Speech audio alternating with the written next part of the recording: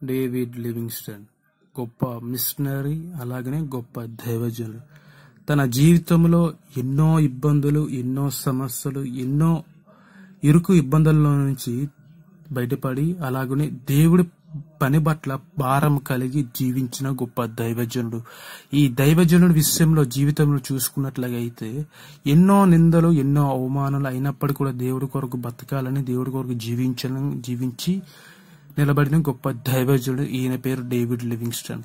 ఈయన జీవితంలో ఎలా జరిగాయి ఈరోజు మనం చూద్దాం. అలాగనే స్కాట్లాండ్ లోని మార్చ్ 19, 1813 సంవత్సరంలో ఈయన స్కాట్లాండ్ లో జన్మించాడు.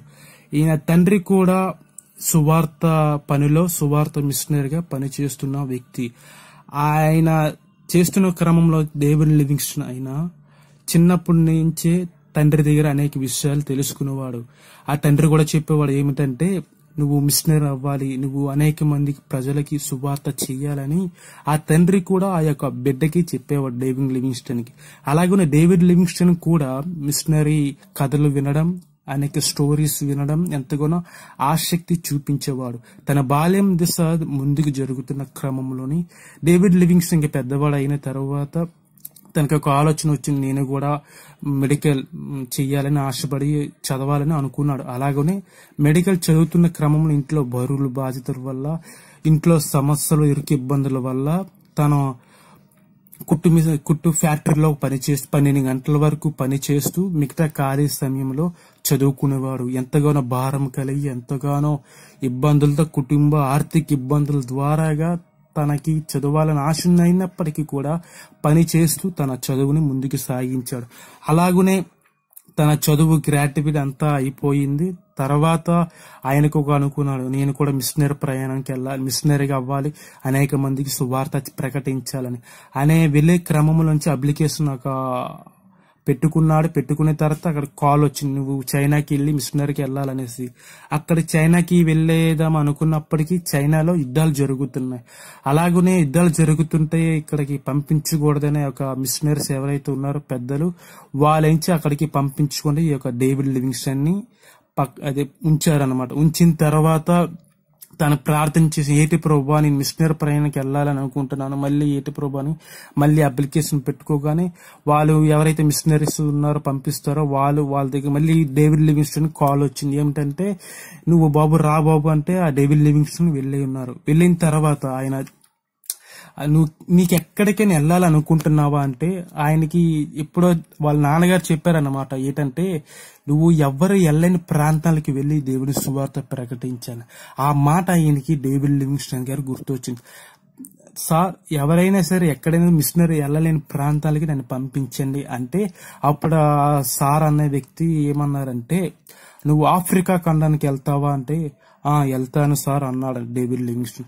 అలాగనే అన్ని ఫార్మ్ అన్ని చూసుకొని ఇంకా ఆఫ్రికా ఖండానికి వెళ్తున్న సమయంలో వాళ్ళ తండ్రి గారు చెప్పారు, నానా నేను ఇలాగా మిషనరీ ప్రయాణానికి వెళ్తున్నాను, మిషనరీగా అవ్వాలనుకుంటున్నాను. అలాగనే నా వైద్యం కూడా ఈ యొక్క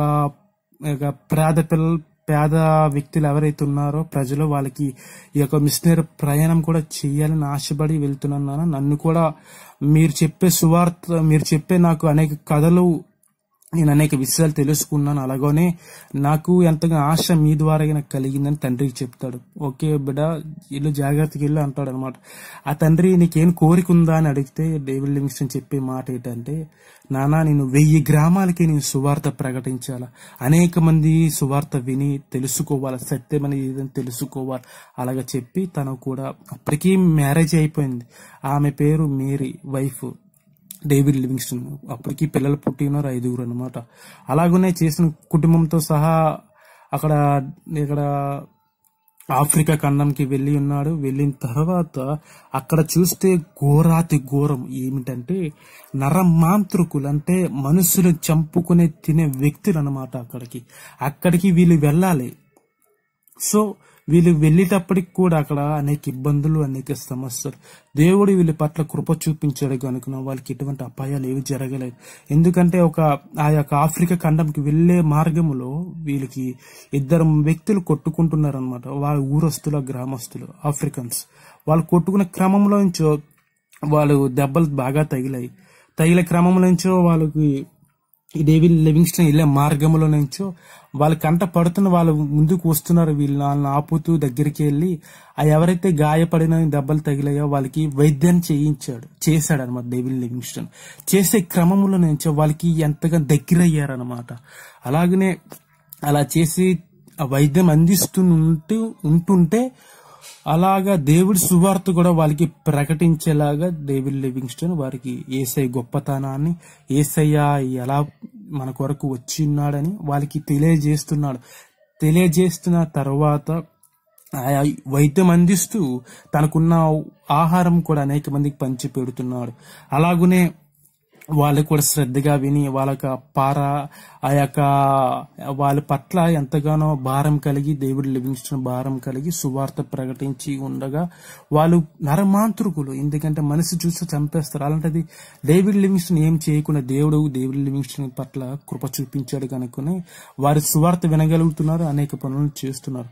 అలాగనే తన కుటుంబం కూడా అక్కడ ఉండలేక, ఎందుకంటే వాళ్ళు ఆఫ్రికన్స్ ఎండ ఎక్కువ ఉంటారు కనుక తన భార్య పిల్లలు ఉండలేక వాళ్ళు మళ్ళీ వాళ్ళ విదేశాలకి డేవిడ్ లివింగ్స్టన్ వాళ్ళని దేబెట్టేసి మళ్ళీ ఆఫ్రికా ఖండానికి వచ్చేసిన తర్వాత కొన్నాళ్ళకి మళ్ళీ డేవిడ్ లివింగ్స్టన్ అనేక ఇంటికి ప్రయాణం వెళ్దాం అనుకుంటున్నప్పటికి కూడా వెళ్ళడానికి వీలు కాదు. ఆ తర్వాత కొన్నాళ్ళకి డేవిడ్ లివింగ్స్టన్ దేవుడి పనిలో ముందుకు సాగిపోయిన క్రమంలోనే ఉండొచ్చు. ఆ తర్వాత దేవుడికి ఇంకా సువార్త భారం కలిగి అనేక చోట్లకి వెళ్ళి సువార్త ప్రకటిస్తుండగా ఒక రాత్రి తన గృహంలో ప్రార్థిస్తుండగా ఆకాశం నుంచి ఒక అగ్ని కురిసి ఆ యొక్క డేవిడ్ లివింగ్స్టన్ యొక్క ఇంటి పైన అగ్గి వచ్చింది. స్థానికులందరూ వచ్చి ఆ యొక్క మంటలను ఆర్పివేసి డేవిడ్ లివింగ్స్టన్ని బయటకు తీసుకుని రాగానే ఆయన చనిపోయాడని నిర్ధారించుకొని ఆ తర్వాత ఆయన శవాన్ని అక్కడ పెట్టి ఆ యొక్క సమాచారం ఒక మిషనరీ ఎవరైతే ఉన్నారో అధికారులకి వాళ్ళకి వెళ్ళి చెప్పిన తర్వాత అధికారులు వచ్చి బాడీ తీసుకెళ్ళిపోతుండగా వాళ్ళ స్థానికులు ఆ యొక్క ఆఫ్రికన్ ప్రజలు వాళ్ళని అడ్డారు. ఏమిటంటే ఈయన మా కోసం ఎంతగానో తప్పించబడి ఈ యొక్క ప్రాణం అంతా మా కోసమే అర్పించబడి ఉన్నారు, ఈయన మేము తీసుకెళ్ళము అనగానే వాళ్ళ అధికారులు ఏమంటారంటే వీరు పూర్వీకులు కూడా అక్కడే పాత పెట్టబడ్డారు, అయినా సరే ఈయన అక్కడ తీసుకెళ్ళాలనుకుంటున్నాము అనగానే ఆ యొక్క తెగవారు ఏమంటారంటే ఈయన మా కోసం ఎంతగానో ప్రయాసపడి భారం కలిగి ఉన్న వ్యక్తి కనుక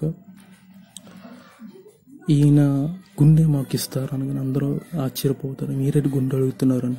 వాళ్ళు చెప్పే జవాబు ఏమిటంటే ఈయన మా కోసం, మా ప్రజల కోసం ఎంతగానో పరితపించబడి రాత్రి పగలు మా కొరకు ఎంతగానో ప్రార్థన జీవితం కలిగి ఉండి మా కొరకు ఎంతగానో ఆశ కలిగి ఉండి అనేక విషయాలు మాకు బోధించారు, అందుకని ఆ యొక్క గుండె మాకు ఇస్తారు అనగానే ఒక అధికారి వచ్చి ఆ యొక్క గుండె కోసి ఇచ్చేసి ఆ యొక్క తెగవారికి ఇచ్చేసి డేవిడ్ లివింగ్స్టన్ బాడీ ముట్టుకెళ్ళిపోతారు. ఆ యొక్క ఆఫ్రికన్స్ ఆ యొక్క గుండెని తీసుకొని దాన్ని సమాధి చేసేస్తారు. ఇక్కడతో డేవిడ్ లివింగ్స్టన్ హిస్టరీ అయిపోయింది.